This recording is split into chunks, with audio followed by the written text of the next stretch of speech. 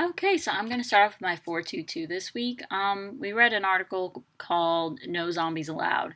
And one of the things I really liked about the class was that it had so much freedom. Like, usually classes are really structured because they have to do very specific things and they have to learn very specific things for during the year.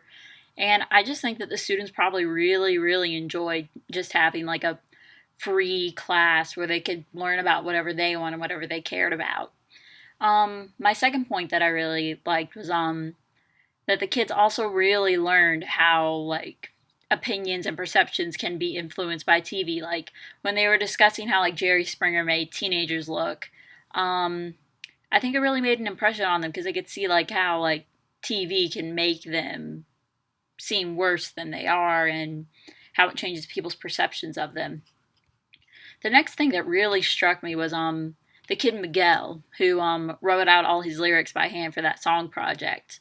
And I think that's all I think that really what kind of teacher we want to be. Like, we want a student to care so much about the project we make or the project we assign that they'll sit there and write out lyrics 14 times. So I just think that that's the kind of teacher we should all be striving to be.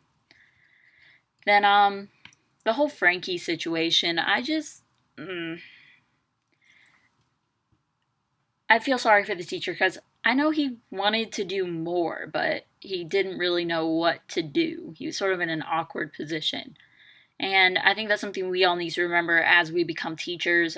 We want to help and take care and be the best teachers we can for our students, but we can't help everyone, and we're not always going to have the time or energy or know what to do in any given situation. So, those are just things that we all need to remember as we become teachers when we get older.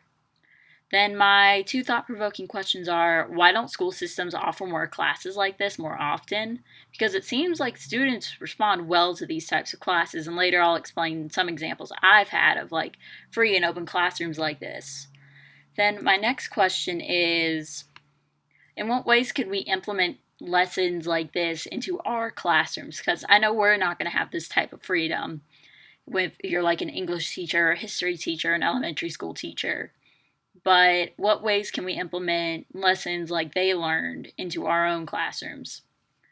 Then my two personal examples, this teacher really reminded me of my debate coach from high school. Just he really enjoyed and he was passionate about helping his students learn the power they had just from speaking. And he really tried to engage them and teach them about public speaking and making sure they knew that they could do it. It wasn't something they couldn't do. Then my second example is my dad, because like my dad, he never just lets me like say something without having to prove it or back it up.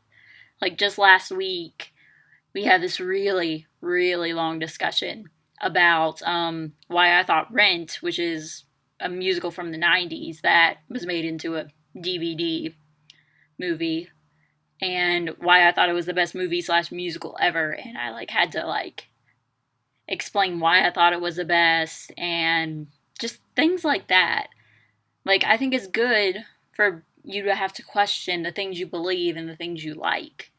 Because if you don't, then I just think it's useful to know that kind of stuff. So, that's all I have for this week. See ya.